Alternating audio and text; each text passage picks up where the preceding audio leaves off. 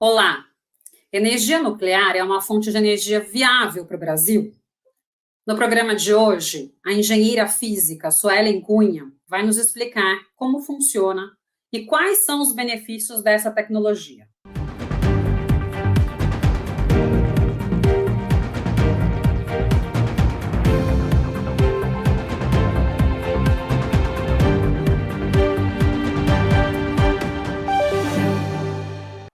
No programa de hoje, vou conversar com a engenheira física Suelen Oliveira. Olá, Suelen, tudo bom com você?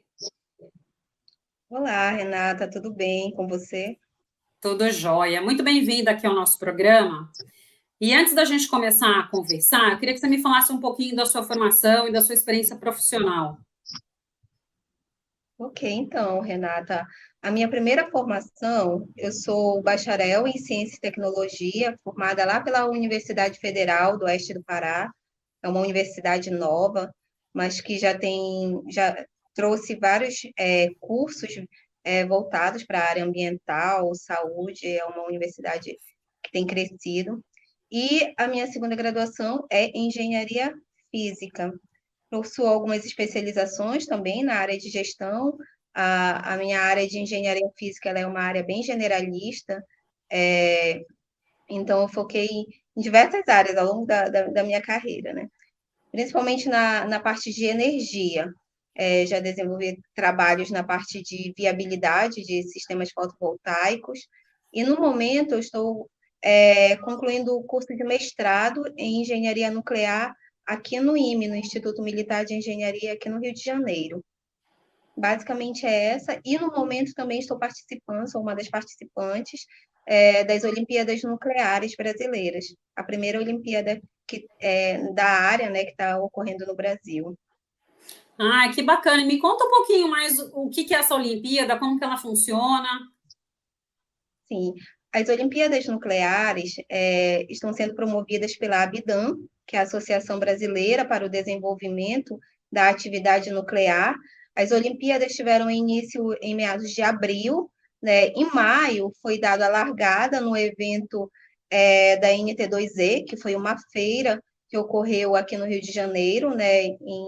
Nos dias 3, 4 e 5 de maio, promovido também pela Abdan, onde os participantes eles puderam interagir com diversos profissionais da área, né? E a Olimpíada ela foi dividida em 3 etapas, né? A primeira etapa foi uma apresentação em que cada componente, cada estudante, né, do Brasil inteiro que puderam se inscrever para as Olimpíadas, puderam conhecer e estar interagindo com esses profissionais. E hoje nós estamos na segunda etapa, né, que é do desafio, da proposta mesmo, de desenvolver estratégias no setor nuclear. As Olimpíadas elas foram divididas lá nesse evento da feira, né, da NT2E. Os grupos, os times, né, foram divididos em 3 grandes áreas, que foram energia, cibernética e inteligência artificial, e a gente tem um desafio de propor estratégias aí para o setor nuclear baseado nessas 3 grandes áreas. Nossa, bem diferente, né? A gente sempre escuta falar de Olimpíada de Matemática, né? Outras matérias aí, mas em relação à física, né? E essa área nuclear aí, realmente, acho que é uma novidade, né, Sueli? Sim, é uma grande novidade. A gente teve uma das vencedoras, dois vencedores já tiveram, né? A Alice Cunha, né, também, que foi uma das vencedoras das Olimpíadas Internacionais, né? Essa é a primeira Olimpíada que está sendo promovida pela Abdan, né, no Brasil, mas nós já tivemos a internacional e quem ganhou foi uma brasileira, que foi a Alice Cunha, que Olha, é engenheira nuclear. olha que maravilha! E é importante divulgar, né? Até para que a gente leve esse conhecimento para as pessoas. Muito bacana. Muito bom, e aí Isso. está sendo desenvolvido. Ah, bacana. E, Sueli, me fala um pouquinho, né? Energia nuclear, ela, sempre que alguém escuta, eu acho que talvez aí um pouco mais né, dos mais antigos, né? As gerações aí mais antigas, até por tudo que vivenciaram, Chernobyl, a questão do césio aqui no Brasil, depois a gente tem um pouco mais recente, né? No Japão, mas fica aquela questão ali, um receio, né, de utilização da energia nuclear. Então, eu lembro, há uns anos atrás, quando se falava em utilização de energia nuclear, já vinha um não, né? Não, vamos para uma outra alternativa do que não a energia nuclear. Mas quais são, de fato, os mitos, né, mais comuns em relação ao uso desse tipo de energia? Então, Renata, um dos maiores mitos é justamente a questão da segurança, né?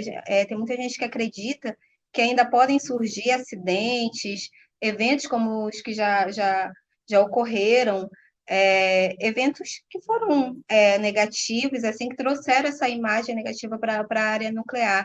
Mas a área nuclear, ela é uma área muito bem amparada, ela desenvolve tecnologias, desenvolve mecanismos de segurança.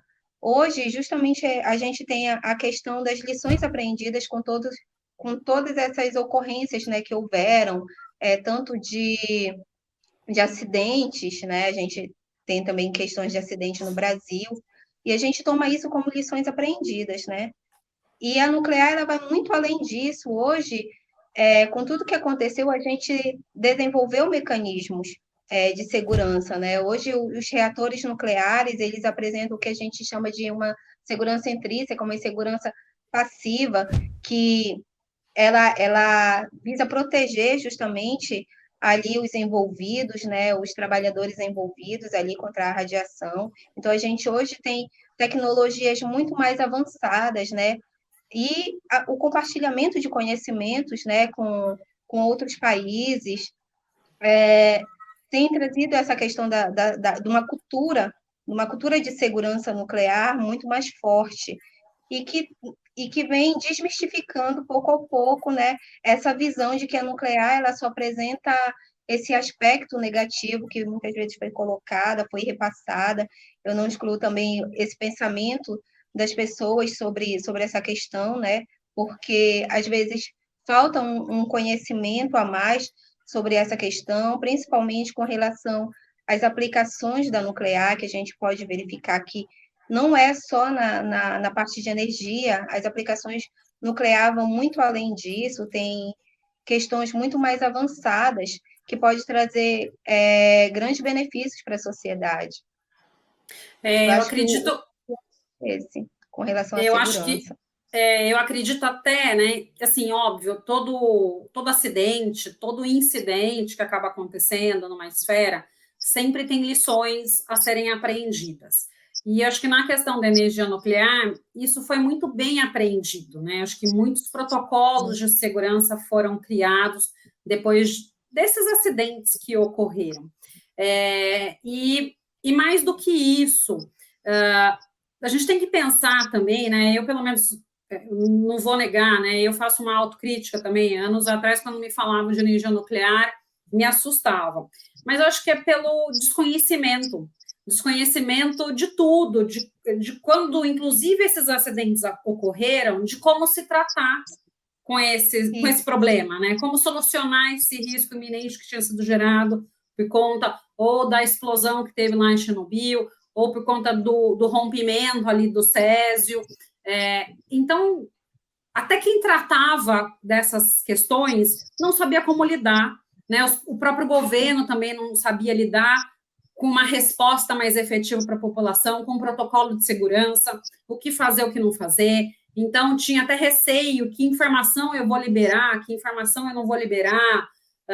A gente não tinha essa comunicação de forma mais imediata, né? Então, era tudo mais demorado para você ter as informações, para obtê-las de forma correta. Então, acho que foi foi um conjunto aí de fatores que se colocou um peso muito grande sobre a questão da energia nuclear. E se a gente parar para pensar, hoje em dia acho que a gente não vive sem energia nuclear, né, Suelen? Com certeza. E hoje a gente tem vários órgãos ali que trabalham em conjunto. A gente tem a Comissão Nacional de Energia Nuclear, que é o órgão regulador que está ali sempre envolvido nessa parte. A gente tem um órgão máximo, que é a CNEM, né, que é essa comissão. A gente tem diversos institutos vinculados a ela, institutos de pesquisas que têm avançado cada vez mais, não só, como eu falei, para a produção de energia, mas a gente tem criação de radiofármacos e outras ferramentas também que são para uso da sociedade, para benefício da sociedade, para atender essas necessidades, né?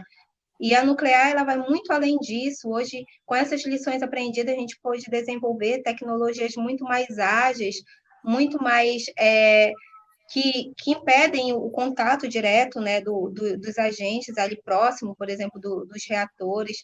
E está sendo desenvolvido cada vez mais tecnologia, né, voltada para essa questão da segurança. A gente tem órgãos internacionais também que participam, e dentro do Brasil também. A gente não pode ver só do ponto de vista do marco regulatório ali, né, da CNEM, mas a gente tem as indústrias nucleares, que é a INB, que é quem fabrica, por exemplo, que participa todo do ciclo do combustível, né, que é o material que é utilizado ali, o coração ali do reator, né, são os combustíveis nucleares. Então, são diversos agentes agindo ali junto, né, para que seja possível uma tecnologia segura. E outros agentes também que a gente não ouve muito falar é a participação, por exemplo, do IBAMA na questão ambiental mesmo, quando a gente faz a verificação de sítios, de possíveis sítios ali para novas usinas. A gente tem a participação do IBAMA também, como um órgão ali que está focado nessa questão ambiental, de verificação de toda a norma, se todo mundo está de acordo ali com as questões ambientais envolvidas, o que vai trazer para aquela região onde vai receber, por exemplo, uma usina nuclear, né? Então, são diversos pontos, são diversos profissionais envolvidos ali para trazer a segurança. Sim, o IBAMA, acho que toda a questão aí do licenciamento ambiental, né, e dos riscos ambientais a serem mitigados. Então, realmente, é um setor muito regulado, né? Então, o controle é muito grande. Realmente, acho que isso que...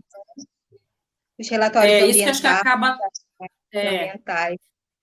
Eu acho que toda essa regulação acaba até tornando a atividade mais controlada, né, com menor risco. Então, eu acho que é um pouco essa linha. E outra coisa que surge, Suelen, é a questão aí da destinação do chamado lixo nuclear que as usinas né, que geram aí energia elétrica acabam tendo.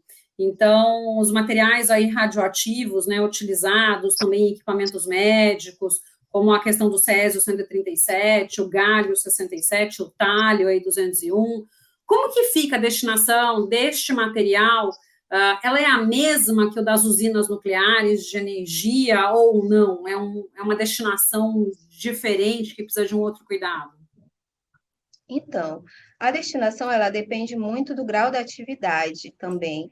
A gente divide ali em materiais de alta atividade, de média atividade, de baixa atividade. E com relação aos rejeitos radioativos, eles têm uma direção certa. Muitos vão, por exemplo, para o IPEM, que é um Instituto de Pesquisas Energéticas, né, que recebe também esses materiais advindos de hospitais, né, que trabalham ali junto à medicina nuclear, mas a gente tem o desenvolvimento do projeto Centena, que é o repositório nacional, que está sendo construído, né, que está sendo desenvolvido, ou melhor, ainda não está sendo construído, mas está sendo desenvolvido, está em processo de pesquisa, que visa o repositório mesmo definitivo ali para rejeitos de baixa e média radioatividade. Com relação aos de alta atividade, que são os rejeitos das usinas nucleares, normalmente o que acontece é que o elemento combustível que é fabricado, que passa todo o processo lá de construção do elemento combustível, que é o que vai lá dentro do reator, ele tem um ciclo, normalmente ele tem um ciclo de 3 anos, né? E aí ele precisa fazer essa troca. Quando acontece a troca, normalmente eles ficam por um período, né, dentro da própria piscina do reator, para fazer com que seja reduzido o calor de decaimento que a gente fala, né? Então, normalmente, com relação a esses rejeitos de alta atividade, como das usinas, normalmente eles são direcionados por um período dentro da própria piscina do reator. E Também Angra 1, Angra 2, aí já tem um repositório que está sendo construído ali no entorno de Angra também para receber esse rejeito, né, do que a gente fala de um repositório definitivo, porque existem várias etapas, né, para poder fazer esse acondicionamento desse material, né, que é utilizado. Então, Tá. depende muito da classificação. Tá, perfeito. Isso, Ellen, o material, né, que hoje que a gente conhece como aí lixo nuclear, existe a possibilidade dele ser reciclado? Então, no Brasil, ainda não há a reciclagem desse material. Existem países que já fazem essa reciclagem, porém, no Brasil, ainda não é possível, ainda não tem estudo baseado nessa parte de reciclagem desse material, né?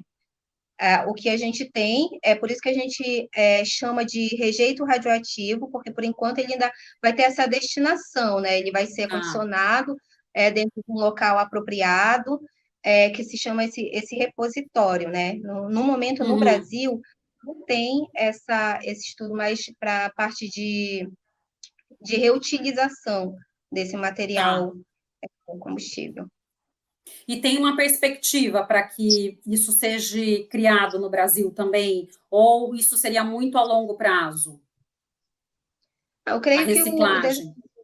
a reciclagem, com relação à É. reciclagem, eu acredito que mais para frente, desenvolvimento, né, de novos mecanismos com relação, por exemplo, ao repositório, ao Centena, que ainda está sendo desenvolvido, né, o Uhum. projeto, eu creio que mais à frente, até porque o próprio Centena, ele vai ser um centro de pesquisas também, justamente Tá. para verificar a possibilidade, é, também com relação à criação de radiofármacos, de radioisótopos, né, que são advindos dos reatores. Então, eu creio que sim, que existam pesquisas mais à frente vinculadas a essa parte de reaproveitamento, né, desse rejeito. Uhum. Isso, Ellen, já que a gente está falando aí de possibilidades para o futuro, atualmente, né, a gente tem alguns geradores de energia elétrica solar, eólico, mesmo os químicos e a combustão, que são de forma portáteis. Com a tecnologia hoje atual, é possível criar um gerador nuclear portátil ou isso também é algo aí para o futuro? Então, Renata, não só é possível, como está sendo desenvolvido. Nós temos o desenvolvimento aqui, que tem muito se falado, do Small Modular Reactor, que eles são pequenos reatores modulares que estão sendo desenvolvidos por diversos países já, e que tem uma grande contribuição, principalmente para regiões que demandam água, energia e que não são atendidos, né, devido à localidade, muitas vezes ser distante dos grandes centros. Esses small, eles estão sendo desenvolvidos justamente para atender essa demanda, principalmente em regiões carentes de água, eles são uma grande opção, uma grande vantagem também deles com relação à dessalinização de água e também a produção de hidrogênio, né, um combustível que está também muito estudado. Então, a participação da nuclear nessa questão também é muito importante. A gente já tem esse desenvolvimento que seria dos SMRs. Ah, que bacana. E isso daí já está sendo aplicado também ou só já foi desenvolvido? Ou você conhece algum case aí de aplicação de fato com sucesso? Então, depende muito do modelo, depende de vários modelos. Por exemplo, a gente tem um modelo PWR, que é o mais comum, né?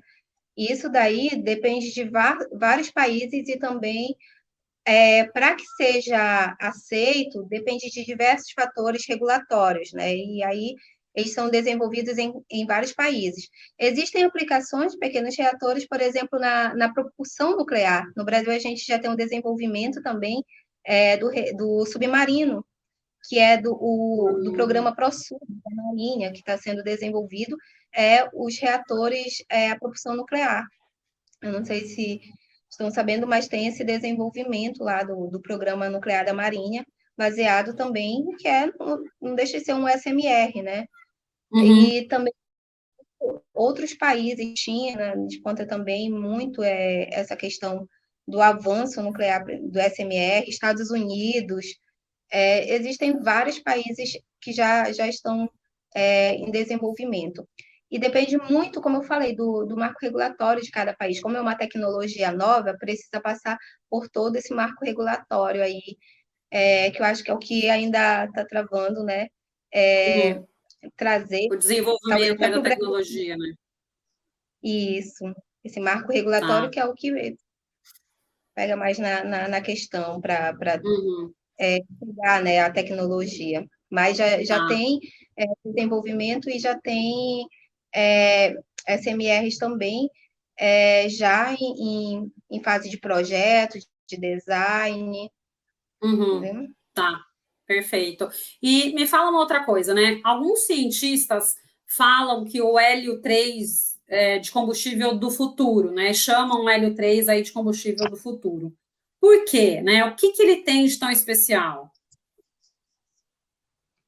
Então, uma das aplicações seria, por exemplo, para a questão da fusão nuclear. Aí já é mais avançado ainda do que dos SMRs, né? É o que acontece, existe vários tipos de reações. A gente tem na área nuclear, a gente tem dois tipos de reações, basicamente, ali a fissão, que é a mais utilizada, ali até para os reatores convencionais, os PWRs, que a gente fala, e outros modelos também de reatores que já estão implantados no mundo. E temos a questão da fusão, né, que seria uma energia que demandaria muito mais energia também para esse processo, Uhum. né, porque separar átomos ali é mais fácil do que juntar, como é o processo da fusão. A gente vê muito ocorrendo, por exemplo, uma comparação com o que acontece no Sol. Então, a gente vê que o que acontece com a fusão no Sol se deve a esse elemento, que é o hélio. E uma das pesquisas é justamente trazer isso para a construção de um reator à fusão nuclear. Tá. Né? Ah, perfeito. É um futuro próximo também, então, né?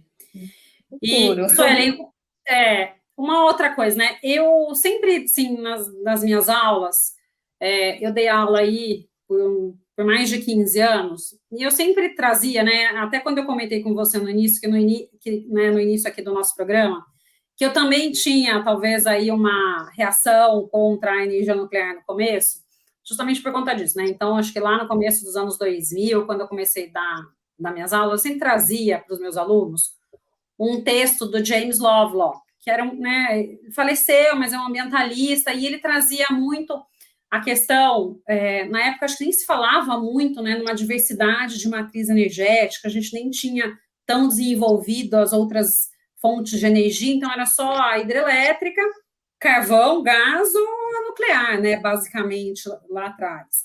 E ele falava, ele colocava justamente isso, que né, que o planeta Terra estava chegando num ponto aí de um não retorno, por conta das emissões de gases de efeito estufa, e que se a gente quisesse realmente tomar ações que fizessem diferença em relação ao aquecimento global, a gente teria que fazer uma mudança drástica para deixando de queimar combustíveis fósseis e passando a utilizar a energia nuclear. Eu lembro que quando eu li isso pela primeira vez, eu né, falei, nossa, e os riscos? Como que ficam os riscos? Mas acho que hoje eu já superei esse preconceito que eu tinha ali inicialmente, né? Hoje acho que eu já não tenho mais esse preconceito. Mas acho que talvez ainda é um preconceito que acho que muita gente tem, e talvez né, o próprio nosso país, aqui o Brasil, por ter uma matriz energética né, mais pautada na hidrelétrica, a gente acabou não desenvolvendo tanto essa energia nuclear, né? Então, daí eu queria te fazer uma pergunta. Na sua opinião, o que falta para o Brasil de fato investir efetivamente aqui na energia nuclear? E se você compartilha também dessa opinião do James Lovelock, se de fato para a gente ter realmente uma mudança, parar de gerar gases de efeito estufa, né? E ele falava assim, olha, a gente não tem nem 50 anos, né? Então, se a gente ainda tivesse 50 anos, a única transição possível seria realmente a transição, deixa de queimar combustível fóssil para utilizar energia nuclear. Eu queria também escutar a sua opinião sobre isso. Então, a energia nuclear, ela é uma energia muito densa, né, comparada com outras fontes, e ela tem a grande vantagem também, com relação a outras fontes, ela não tem esse problema da intermitência, né? A gente tem a produção de energia 24 horas, 7 dias da semana, né? É o grande papel da nuclear. E, principalmente, ela é uma energia de baixo carbono, né? O que contribui bastante para a parte da desmistificação, né? Da descarbonização, né? Para essas questões que são muito em voga agora no mundo, né? A gente tem o Plano Nacional de Energia, que prevê, né, um aumento da energia termonuclear, né, de 5 a 10 gigawatts. Então, a energia nuclear, ela é uma fonte que, como eu falei também, a questão da dessalinização, ela pode ajudar muito na questão de lugares que demandam de uma fonte extra, de uma fonte que seja mais densa, que ofereça uma maior quantidade de energia e com baixo impacto ambiental, né? Que não gere tantos passivos ambientais. Então, a gente Uhum, tem que conciliar essas questões, principalmente para atender também aos objetivos de desenvolvimento sustentável da ONU, né? Então, a nuclear, ela vem sim. justamente para auxiliar. Não tô dizendo assim que a gente pode excluir as outras fontes, não, mas a gente pode Uhum. fazer uma junção delas, uma cogeração que possa contribuir principalmente para a mitigação desses impactos ambientais. Né? Uhum. E para o país avançar na energia nuclear, o que falta? Então, a energia nuclear no país ela já avançou muito. O Brasil ele é um dos 13 países que detém o conhecimento, né, por exemplo, de todo o ciclo do combustível. São poucos países que detêm esse conhecimento e o Brasil é um deles. O Brasil já tem um grande desenvolvimento na parte da medicina nuclear, que eu acho que é uma das partes que tem mais aceitação, né? Apesar de que a maioria não Uhum, conhece, sabe que a produção de radiofármacos se deve justamente aos reatores nucleares, né? Mas o Brasil já tem avançado muito. E outra questão são esses estudos, por exemplo, que ele já tá sendo feito, principalmente pela Abdam, agora com as Olimpíadas, né, permitindo com que alunos, né, que são o futuro mesmo, possam propor estratégias para o setor, né? Então, o avanço da nuclear é, depende de todos esses fatores, mas eu creio que a nuclear ela é muito amparada sobre isso. Tem muita pesquisa, tem muito desenvolvimento, tem muita uhum, parceria, tem muitas indústrias, né? Tem uma norma muito bem estabelecida sobre isso, sobre segurança. Então, eu acho que o Brasil avançar seria mais na questão de levar essa tecnologia a outros lugares. E isso pode ser feito, por exemplo, com a introdução desses SMRs, né, que estão sendo desenvolvidos, que pode uhum, chegar a lugar com menos acesso. E também eles podem, por exemplo, auxiliar, mas no futuro também, com relação a locais que demandam questões na área médica também, que a gente tem a questão do transporte desses radioisótopos de meia-vida curta também para atender, né, na medicina nuclear, e talvez a tecnologia avance mais ainda para esses lugares, para que sejam fabricados esses radioisótopos em locais mais próximos desses centros, né? Então, a nuclear, ela tem avançado, claro, uhum, mas os avanços dela já são bem significativos.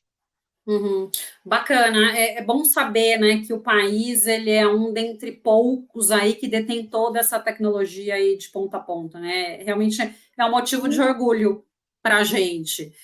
Muito, E muito.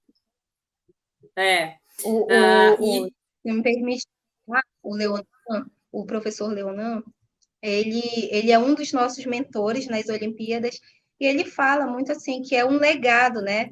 Que a gente deixou, está deixando a questão da nuclear, né? Para o futuro mesmo, é uma tecnologia que só vem a agregar, né? E ele sim, fala muito isso, essa questão do legado. Só sim, isso. com certeza. E é algo importante mesmo, né? Eu acredito muito, e eu acho que é o caminho, isso que você comentou, essa interligação das possibilidades de geração de energia, né? Não dá para a gente se pautar apenas em um tipo de energia. A gente vê aí a Europa com todo o conflito, né? Ucrânia, Rússia, e o que já sofreram em relação com a falta de energia, tendo que ligar aí fontes, né, de queima de carvão para geração de energia. Então, um retrocesso em relação à proteção ambiental. Então, realmente não dá para ficar refém de uma única fonte.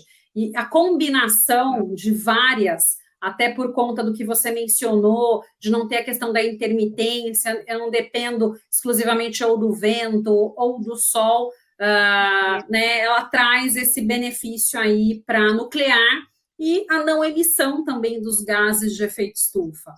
Hoje, eu sou muito mais favorável à opinião do professor James Lovelock do que a primeira vez que eu li, que realmente ali me causou uma certa estranheza, mas talvez muito pela cultura que a gente tinha na época, né? Talvez uma falta até de conhecimento minha naquela época. E hoje já não, já mudei essa visão e realmente eu acho que essa combinação, esse conjunto, e muito também do que as pessoas às vezes perguntam, né? Na energia nuclear, quando você tem aquela nuvem branca que sai ali daquela chaminé, é vapor da água, né? Não é um contaminante, que muitas vezes as pessoas olham e falam assim, nossa, mas olha a contaminação aqui, olha a poluição que está gerando, isso, né? Vapor da água, e esse vapor também pode ser aproveitado para a produção de hidrogênio, também, que é um dos combustíveis que estão sendo muito estudados, né, aí no Brasil, no mundo, né, que é uma das vantagens também da nuclear, né? Ela é uma energia de baixo carbono. Sim, né? Sim. Então, acho que é isso, é a gente conhecer um pouco mais, né, a tecnologia, conhecer um pouco mais daquilo que a gente está falando e desmistificar, né? Já que a gente começou falando, a minha primeira pergunta foi sobre os mitos da energia nuclear, então, né, a gente retomando um pouco aqui essas questões. Isso, Ellen, nossa conversa está muito bacana, né, mas a gente já está chegando ao final do programa. Que mensagem você deixa para a nossa audiência? Então, Renata, a mensagem que eu deixo é essa: a gente conhecer mais, né, poder desmistificar essa visão sobre a nuclear, porque eu tenho certeza que a nuclear ela vai muito além de toda essa visão negativa que reinou devido a gente não pode excluir o que já aconteceu, né, mas a gente pode tirar lições daí e fazer uma coisa melhor, né, deixar um legado a mais para as futuras gerações também, para a nossa geração, um ambiente mais saudável, né? Com fontes mais brandas, que a gente sabe que todo o processo ele gera impactos ambientais, mas o que a gente quer é aquele que mitiga esses impactos e seja uma tecnologia mais branda, aquela que atenda melhor as nossas necessidades, sem comprometer as futuras gerações, né? E o legado, a questão que eu deixo é justamente essa: vamos desmistificar a nuclear. Eu agradeço muito, né, esse bate-papo, porque ele permite muito, ele é muito enriquecedor para que a gente leve essa mensagem do papel da nuclear para outras pessoas que ainda não têm esse conhecimento, e é bom a gente fazer essa análise, né, a gente conhecer e verificar, olha, eu estudei, eu verifiquei, e eu vi que é possível, né, e que ela não é esse monstro aí que foi colocado. A mensagem é essa. Muito bacana. Suelen, muito obrigada pela sua participação no programa no dia de hoje. Eu que agradeço, me coloco à disposição sempre. Tá bom? Obrigada. Maravilha. Obrigada. Bom, gente, no programa de hoje eu conversei com a engenheira física Suelen Oliveira. Muito obrigada a você que nos prestigiou até aqui. Deixe seu like, se inscreva em nosso canal e nos vemos na próxima semana.